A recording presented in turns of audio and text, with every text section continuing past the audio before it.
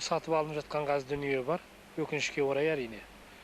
Ал енді қазір байқап жүрміз ғой, сахнаға қазір келу үшін өте жеңіл болды. Еріккеннің ермегіне айналып кеткен сияқты кейде менің жаным ашиды әнге. Ал енді бірақ ол да керек шығар, заманның ағымы солай болды. Қанша дегенмен өзі суаға тас қалады ғой. Сол сияқты жеңіл келген дүние жеңіл кетеді. Оның өмір сүруі де аз ғана болады да. Ал енді шынайы өнер адамы, өнер деп туылған адам, ол мәңгілік болып қалу керек. Әншілік жолға түскеніңізге өкінбейсіз бе? Әлбетте айтып жатады, өнер адамдарының өмір сүруі қиын деп. Мен ең бақытты адаммын. Себебі менің бұл әншілікке қолым жеткені, өзің айтқандай 90 жылдың басынан басталды. Бірақ менің бала күнгі бұл асыл арманым. Мен ең үлкен бақытты адаммын деп есептеймін. Бақыт үшін осы күнге жете алмаған жан достар үшін көтерейік қане достар, махаббат үшін үзілген әз үшін көтерейік қане достар, махаббат үшін үзілген әз үміттер қайта жалғансын, көтерейік қане достар, мол бақыт үшін осы күнге жете алмаған жан достар үшін көтерейік қане достар, махаббат үшін үзілген нәзік үміттер қайта жалғансын, көтерейік қане достар, мол бақыт үшін осы күнге жете алмаған жан достар үшін. Сіз орындаған әндердің барлығында өзіндік үн, сырлы әуен жатады. Көбіне көп халықтың да жүрегіне жақын тартатыны осы әуенді жүрекке ұялата білу шығар. Сіз орындаған достарым болсын, әртүрлі әндерді алдыңғы орындаушылар болды. Бірақ дегенмен де соңғы орындаушысы сіздің еншіңізде қалып қойды. Бұның сыры қандай? Бұл енді менің үлкен бағым. Олай дейтін себебім, өзің дұрыс айтып кеттің, мен барлық әннің екінші орындаушысымын. Себебі әнді тыңдаған кезде мен әттең-ай осы әнді мен орындап көрсем қалай болады деген ішінде сондай не тұрады, ой тұрады. Содан кейін қолымнан келгенше мен ары қарай оны баптап, өзімше өркендеп шығарып жатырмын. Бірақ енді Құдайға шүкір, әзірге мені қайталаған әннің ешқайсысы өлген жоқ. Алдында пәленше орындап еді дегенде не естіген жоқпын. Бәрін мен алғаш орындағандай болып қалып жатырмын. Халықтың ойына, жүрегіне солай ұялап жатыр. Бұл әрине нұр үстіне нұр. Мен бақыттымын. Ал өнерде ең алғаш осы әннің бағын ашқан әншілер қалай қабылдайды? Бәсекелестік туындамай ма? Бәсекелестік туындағанда мысал үшін айта кетейін. Мен алғаш Алтайдың аруын айтып 93-те сахнаға шыққан кезімде тамашаның президенті Лұқпан Есеновтің бір әңгімесі бар. Мақпал Жүнісова келіпті сол концертке. Мен ол кезде бірінші рет шығайын деп тұрғам, бірақ ол кісі мен радиодан естіп осы әнді айтатынында Лұқпан аға өзі шақыртып алған мені. Сонда Лұқпан әңгімесі есімде қалып қойды. Мақпал кеп өзінің концертінде мен осы Алтайдың аржынан келген аруды айтам деп сол әнді ұсыныпты. Сол кезде Лұқпан аға бұны қазір бір жақсы әнші шықты, эстрадада сол орындап жүр, сол жігітті шақырып ек десе, Мақпалдың түсінгендігі ғой, түсінігінің жоғарылығы. Ол жігіт орындаса, онда мен бұл әнмен айтпаймын, басқа ән айтамын деп сол жерде басқа ән айтып шықты. Ал енді одан кейін де мен талай әнді айтып жүрмін, бірақ көрелмеушілікпен қараған ешкімді көрген жоқ. Тек ризашылығын айтып, рахметін айтады, болды. Сіздің сахнада жүргеніңізге 10 жылға таяу уақыт болды ғой. Ал енді осы жылдар аралығында жалпы өнер адамын бағалау керек деп жатады, атақ даңқ беру керек деп жатады. Осы дәрежеге сіздің көзқарасыңыз қандай болды? Менің де өнердегі жолымды елейтіндей уақыт болды деген бір өзіңізде ой болмай ма? Жоқ, мен өлең айтсам, мен біреу үшін болмаса халық үшін, қателесем кешіресіз, халық үшін айтамыз ғой, бірақ мен маған атақ берсін, сол атақ алу үшін өлең айтып жүрген жоқпын. Маған атақтың былай арты айтқанда бір тиынға да керек жоқ. Халықтың батасына бөленген, одан үлкен атақ жоқ. Талай өзіміздің дүлдүл ағаларымыз өтті өмірден, ештеңе алмай-ақ, бірақ халықтың есінде 40 жыл, 30 жыл сақталып, ол кісіні талай мысал үшін осы концерттерде жүргенде радиодан, телевизордан естіп қалғанда СССР-дың халық әртісі, анау республиканың халық әртісі, мына республиканың халық әртісі дейді. Мен ондай ол кісіні көрмегем, танымаймын. Мен сияқты қасымда кісілер сұрап отырады, мынау қаяқтан алған бұндай атақтың бәрінде. Атақ үшін жұмыс істемеу керек. Бірінші, ал енді қазір кезде мен халық үшін жұмыс істеймін деген әңгіме көбейіп кетті, мақтанушылар. Халық үшін емес, кез келген жұмыр басты адам бірінші өзінің жағдайын ойлайды. Егер өзінің жағдайы жақсы болса, содан кейін ғана ары қарай асады деп ойлаймын. Ал енді мен халық үшін жұмыс істеп жатырмын демеймін, бірақ бірінші әнім жақсы болса, ол менің құдіретім. Менің кішкене өрісімнің өскені, кеңейгені. Әншінің өзінің өнердегі бағынағы ашатын нәрсе бұл жаңағы әннің, әуеннің, сөзінің бір-біріне үйлесіп жатуы. Сіз осы әндерді сахнаға алып шыққан кезде оны ұсынушы сазгерлеріміздің сізге мына ұсыныс тапсырыс беруі қалай, немесе осы әндерді сіз қалай алып, қалай сахнаға жаңағы жарқыратып шығасыз? Енді ол өкінішті әрине қазір әңгіме, себебі қазір композиторлардың бізге ән беріп жатқан ешқайсысы жоқ. Мен құрдастарым бар, кейбіреуі құрдас, кейбіреуі замандас. Қалжыңдап та, қалжың болған мен ана ішіндегі ішкі жан айқайымды айтам. Берсеңдерші бізге әндерін дегендей қылып. Сендер композиторларсыңдар ғой дегендей. Бірақ оны түсініп жатқан ешкім жоқ. Өзімізден артық ешкім орындамайды деп сезінсе керек. Әркім өз әнін менен артық ешкім орындамайды деп. Өте үлкен қателесті. Өткенде мен әңгіме айтқанда осындай көпшіліктің ортасында Шәмші аға мысал үшін түсінігі саяз адам болатын болса, ол кісіде де мысал үшін дауыс болған. Қазіргі көп әндердің көбісі мүмкін дүниеге мүлдем келмес пе, біз қазір онымен сусындап, оны рахаттанып өлең айтпас пе, бір Құдай біледі. Ал енді әнге жаным ашиды. Әнді әнші айтса, композитор деген ән жазып беріп отырса бізге. Ал енді мен ешкімге әзірге заказ берген жоқпын. Маған ешкім келіп қазіргі уақытта осыдан 1,5 жыл, 2 жыл бұрын келіп өтініш болатын, мен әнді айтсаң деген. Қазір ондай композиторды мен көріп жүрген жоқ. Содан кейін көбінесе мен облыстарға, ауыл-ауылға барып қалғанда өзім іздеп жүремін. Себебі ел іші өнер кеніші дейді ғой. Талай композиторлар ауылда жатса керек. Бірақ әндерін шығаратын, бізге олар әкеп тікелей бізбен хабарласуға батылы бармайды, ойлайды ғой, бұлар бізді менсінбейді, бізді әнді не қылсын деп. Онда кезде мен өзім барып өзім іздеп жүремін. Осы соңғы уақытта жиі ауылға, облыстарға шыққанда ең үлкен планым сол болып тұрады. Ән іздеу, композитор іздеп жүремін. Әзірге әттең жоқ, ұнаған ән жоқ. Ал енді заман талабына сай қазір біздің өнер адамдарының көбісі жаңағы компьютерлік безендіру дейма, мына аранжировка жағынан сол жағына көп үйірсектеніп кетті. Және мына клиптер, бейне клиптер жасау жағына да өзінше айтуы тырмысып, өнердегі тіршілігін, қолтаңбасын қалдырып жатыр. Осы жағына сіздің қызығушылығыңыз қандай? Сіз қашан заман ағымына сай бейімдел аласыз? Мен шынымды айтсам, клип дегенге қызықпаймын. Себебі біріншіден Қазақстандағы түсіріліп жатқан клиптердің дәрежесінің өте төмендігі. Одан кейін мен қызығарлық клип деген бір жаңалық ашу керек. Жаңалық ештеме жоқ. Қазіргі клип деп жүргендерді 50-ші жылдардағы, 60-ші жылдардағы Қазақстан бір телеарнасының концерттерін баяғы Лаки айтқан, Ескендір ағамыз айтқан, Нұрғали Нүсіпжанов айтқан концерттерін қарасаң, сол концерттер, сол кездегі концерттерді қазір природаға шығарып түсіреді, ойлайды, ой клип деп, аттың үстіне мінгізіп қояды, ол клип емес. Клип деген кішкентай ғана кино болу керек. Әншісіз-ақ қандай әннің мағынасы түсіріліп жатқаны түсінікті болып тұру керек қой. Әзірге мен оған талпынысым жоқ, іштей талпынысым жоқ. Қызығып тұрған жоқпын. Оның мен ешқандай күшінде басқасының әсерін көріп жатқан жоқпын. Әттең-ай дейтін клип көріп жүрген жоқпын. Енді уақыт көрсетер, мен озып ештеңе айтпайын. Себебі заман күнде өзгеріп жатқан заман ғой. Уақыт өтер, көреміз. Ал енді мына аранжировка дейді ғой, өңдеу деген нәрсені әншілеріміз айтады, қалта көтере бермейді дейді. Осыған сіздің қалтаңыз қалай көтеріп жүрді? Жоқ, мен егер жүрегіммен түсінетін, жүрегімнен орын тапқан, маған шын ұнайтын ән болатын болса, қанша тұрса да жазам. Әттең ондай ән жоқ.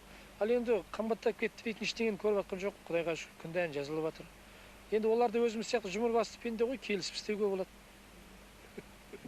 Қазіргі әншілеріміздің көбісі өзіңіз сияқты сахнада 10 жыл, 15 жыл, 20 жыл қызмет еткеннен кейін өзінің соңына ерген шәкіртін халыққа көрсетуге де бір өзінше бір жақсы дәстүрге бой алып баратыр.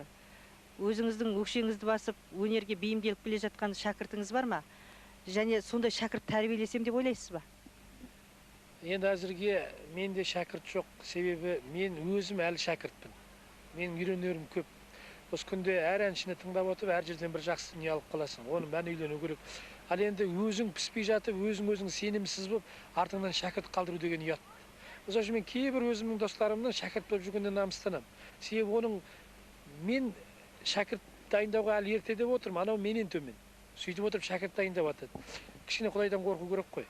Ол кісі ертең түгі өтпейді, аузын толтырып, менің шәкіртім бар деп айту мүмкін, бірақ сол шәкіртті ертең өзінің төмен екенін сезіп, өмір бақи қиналып өтуі мүмкін. Мен біреудің ондай арнамысына, біреудің жүгін арқалағым келмейді, қиянат жасағым келмейді біреудің өнеріне. өзің сенімсіз болып тұрып біреуге жол көрсету деген ұят дүние. Егер сіздің өзіңіздің жанұяңызда тәрбиеленіп жатқан сәбиіңіз болса, ол өнерді қаласа, сіз әкелік бағыт бағдарыңыз қандай болар еді? Менің бір ұлым бар қазірге Құдайға шүкір, Әділет есімді. Енді өнер, мына музыка, радиодан, телевизордан музыка естігенде осы билеп, басы шайқалып, солай ритмға кіріп кетеді. Егер менің жолымды қуатса, мен тек қуанам. Ал енді мысал үшін өз ұлыма, себебі ол өз ұлым. Өз ұлыма ақыл айтатындай ақылым бар. Сіздің жарыңызды таныстыра кетсеңіз, және ол кісінің өнерге деген көзқарасы қандай? Менің жарым Сәуле Смағұлова. Аты есімі, телевидениенің журналисткасы. Ақшамда жұмыс істеп, біраз жыл қазір ол саладан кетті. Бірақ енді әрине ол семьяда, жанұяда түсіністік болмай, алакөздік, алауыздық, жаңа бір-біріне сенімсіздік туатын болса, ол жерде өнер шықпайды. Құдайға шүкір, ол кісі де өнер адамы. Енді маған әнші болмаса мен журналист болма деген әңгіме туған емес. Ондай тумайды деп ойлаймын мен.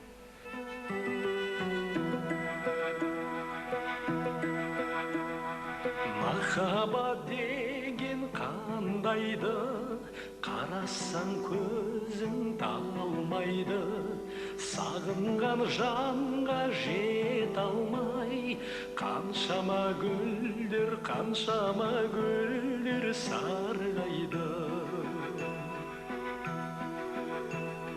Ғашықсыз өмір ме, егілме жаным, егілме, көктегі күнге қол созған, не дерсің мынау көңілге. Күлерсің дағы жыларсың дағы шыдарсың, жазылмас дерттің дауасын, жаным ау кімнен сұрарсың. Махаббат өмір ғажабы, ал қызыл гүлдей ажары, сүйемін деген жалғыз сөз, жүректі тербеп, жаныңды емдеп жазады. Ғашықсыз өмір ме, егілме жаным, егілме, көктегі күнге қол созған, не дерсің мынау көңілге. Күлерсің дағы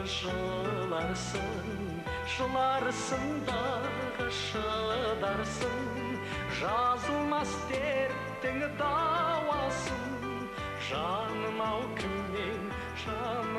кімнен сұрарсың. Қазақ әншілеріне қазір соңғы уақытта мына заман ағымына сай жетіспейтін нәрсе продюсердің жоқтығы. Бұл салаға біздің қазақтың қыз-жігіттері салғырт қарай ма, әлде бұған деген біздің әлі бейіміз жоқ па? Сізде продюсер бар ма? Енді бұл біздің, жаңағы сен сөзің дұрыс, бізде әлі бұған бейімделген жоқпыз. Оны біз толық түсіне алмаймыз, толыққанды. Себебі, мысалы үшін орыс тілінде айтатын әншілер шығатын болса, келесі аптасында қарасаң, қасында продюсері жүреді. Бұл деген сөз продюсерінде жақсы ақша табуына болады. Ал енді біздің қазақ әншілер, қазақ өнер адамдары, зиялылары продюсерлікті кішкене намысты көретін сияқты. Оған барып жалыну керек, әр әншінің көңілін табу керек, анау жаңағы залмен барып келісу керек. Осындай жүріс-тұрысты кішкене намыстанайтын сияқты. Әлі түсінбейміз біз. Әттең, менде продюсер жоқ. 10 жыл бедеріндегі өнеріңізге сараптама жасағыңыз келмей ма? Былтырғы мәдениетті қолдау жылында біздің көп әншілеріміз өзінің есеп беру концертін өткізуге тырысты. Сізде қандай жоспар бар? Менің 10 жылдықты деп сылтауратудың керегі жоқ. Ол жаңағы бір кішкене бірдеңе тапсам деген дүние ғой. Болмаса, қандай ән айтып жатырмыз, қандай жыр жазып жатырмыз, халық бәрін көріп біліп отыр. Бірақ мен былтыр жасар ма едім, бірақ кішкене денсаулыққа байланысты ойымда болған. Негізі бірақ деп ойлаған жоқпын. Жалпы сахнаға шыққан қазақта 7 деген сан киелі сан. Сол 7 жылдығымды өткізсем бе деп ойлағам. Ол кезде кішкене денсаулық болмады да, оған солай кішкене шегеріп қойдым. Енді негізгі план ойымда бар. Енді бірақ енді жаңа өзің айттың, бір 10 жылдың төңірегінде келе жатыр. Енді 1-2 жылдан кейін 10 жыл болады екен. Мүмкін 10 жылдықты көрсетермін. Бірақ әзірге маған ерте сияқты. Мен өзі мынау белгім таразы менікі, туған айым. Содан кейін таразы болғандықтан ба мен өте кез келген дүниені көп салмақтап шешімге келуім менің қиын. Содан кейін маған әзір әнім аз сияқты. Менің әніме әлі халық қанағаттанбайтын сияқты. Келгеннен кейін тағы да бір 5-6 жақсы ән қоссам ба деген ниеттемін. Содан кейін мүмкін жасармын. Біреуге ақыл айтқанды жақсы көресіз бе? Әлде біреудің ақылын көп тыңдағанды жақсы көресіз бе? Мен ең жек көретінім біреуге ақыл айтқанды жек көремін, содан кейін біреу маған ақыл айтса соны жек көремін. Өз ақылым өзіме жетеді. Сізді мына басылым беттерінде болсын, әлде болмаса мына өнерде жүрген әріптесіңіз болсын, бетіңізге сыни көзқараспен пікірін білдіріп жатса, сіз қалай қабылдайсыз? Ал енді газет журналдарда әзірге Құдайға шүкір, телевидение, радиоларда менің аты жөніме жаман сөз онда естіген жоқпын. Құдай естіртпей ақтай қойсын. Мен естіртпеуге тырыссам. Ал енді маған сыни көз жазып жатса, мен оны әрине өткіземін, тыңдаймын. Оның керек жерін алам, керексіз жерін сызып тастаймын дегендей. Сын көзге қарсы емеспін жалпы. Өмірдегі арманыңыз не? Өмірдегі арманым, ең үлкен арманымның арманы, сол сахнаның төрінде жүрсем, қартайғанша, халықтың батасына бөленсем, бала шағам көп болса, үйлі жайлы болсам. Әрине, денсаулықтан асыл ештеңе жоқ қой. Денсаулығымыз мықты болса. Сол Тұмса далала гүлге, өксиді дала бірге, ескегін қайығыңнан қалдырдың аға кімге? Ән аға жалаға, сенің сап шарқу